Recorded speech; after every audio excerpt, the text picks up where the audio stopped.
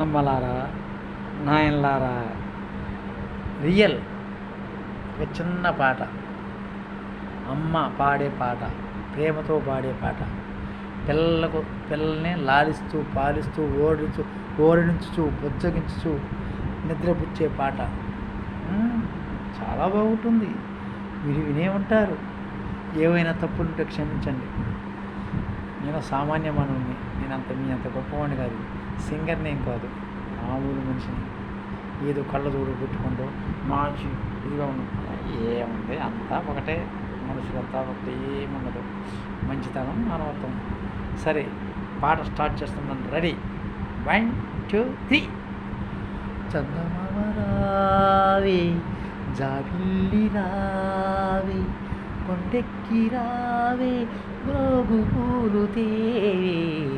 చందమామ రావే, జాబిల్లి రావే, కొండెక్కి రావే, గోగు పూలు తేవే అని ఏం చేస్తుంది అమ్మ? ఆ చందమామను, ఆకాశంలో చుక్కల మధ్యలో ఉన్నటువంటి ఆ చందమామను చూపిస్తూ తల్లి అబ్బాయిని కానీ అమ్మాయిని కానీ తెలియని వయసులో చక్కగా లాలిస్తూ పాలిస్తూ నిద్రపుస్తుంది. పిల్లలైతే తెలియని వయసులో అయితే నిద్రపోతారు. కానీ కొంచెం కొద్దిగా పెరిగిన తర్వాత అమ్మ నాకు ఆ చందమామ కావాలి అంటారు. చందమామ కావాలా నాన్న నీకు? ఆ చందమామను ముద్దు పెట్టుకోవాలి, నేను చందమామను ముద్దు పెట్టుకోవాలి, చందమామ అంటే నాకు చాలా ఇష్టం అంటారు, మొరాయిస్తారు. అప్పుడు తల్లి బ్రెయిన్ మంచి షార్ప్గా ఉండి మంచి తెలివితేటతో వెంటనే ఇంటి నుంచి ఒక అద్దాన్ని తీసుకొస్తుంది.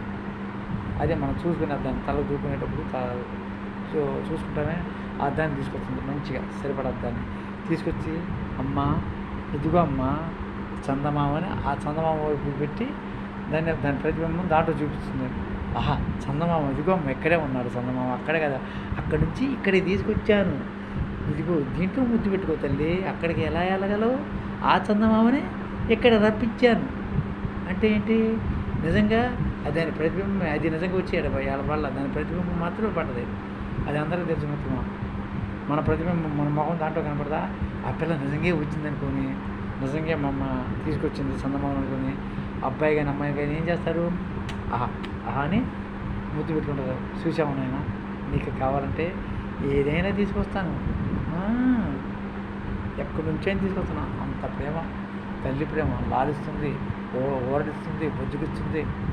అలానే నాన్న ప్రేమ కూడా గొప్పదే. నాన్న అమ్మ లాలిస్తే పాలిస్తే నాన్న మంచి చెడు నేర్పుతాడు, అమ్మ కూడా మంచి చెడు నేర్పుతుంది. తల్లి అంటే భరించునిది, భర్త అంటే భరించువాడు అన్నీ. ఇద్దరు అన్యోన్యంగా చక్కగా ప్రేమానురాగాలతోటి నిష్కల్మైన మనసుతోటి ఒకరి తప్పులు ఒకరు కించపరుచుకోకుండా మనస్ఫూర్తిగా సమర్థించుకుంటూ అలా చేయకుండా ఎలా ఉన్నామని ఫ్రీగా, స్వేచ్ఛగా, ఫ్రెండ్లీగా ఉండాలి. అదే భార్య భర్తలు. ఫ్రీగా, స్వేచ్ఛగా మనం ఎంత స్వేచ్ఛగా తిరుగుతున్నామో మన భార్యను కూడా అంత స్వేచ్ఛగా ఉంచాలి. అంతే తప్ప ఏరే ఉద్దేశంతో, ఏరే అపోహలతో, ఏరే ఉద్దేశంతో మనం ఎప్పుడూ చూడకూడదు. మనం స్వేచ్ఛ అనిపించవచ్చు, కానీ ఆడపిల్ల స్వేచ్ఛ అనిపించకూడదు. అంతా ఒకటే. మన తప్పు, ఇద్దరు తప్పు చేయని ఉన్నప్పుడు ఎంత దూరం వెళ్ళినా, ఎక్కడ కూర్చున్నా, ఎక్కడున్నా హ్యాపీగా నిద్రపోవచ్చు.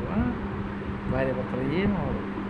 మంచితనం, ప్రేమ, నిష్కల్మషమైన మనసు ఉంటుంది. అదే, ఇంతకంటే నేను గొప్పవాడిని కాదు. సరే, ఉంటాను సార్. మీరు కొండపల్లి సత్యనారాయణ, మీరందరూ బాగుండాలి, అందరిలో ఉండాలి. ప్రతి ఒక్కరు మీ అందరూ ఆరోగ్య ఐశ్వర్యాలతో, కుల, మత, జాతి, లింగ, భేద, వర్గ విచక్షణ వచ్చి ప్రతి ఒక్కరూ, ప్రపంచంలో ఉన్నటువంటి ప్రతి ఒక్కరు, నాకు ఫాలోవర్స్ కాని వాళ్ళు ప్రతి ఒక్కరు కూడా, ఈ భూమి మీద ప్రతి ఒక్కరు హాయిగా ఆరోగ్య ఐశ్వర్యాలతో చల్లగా ఉన్నారు. సమస్త జీవులన్నీ ఉంటాం sir. Thank you sir. Best of luck. Okay.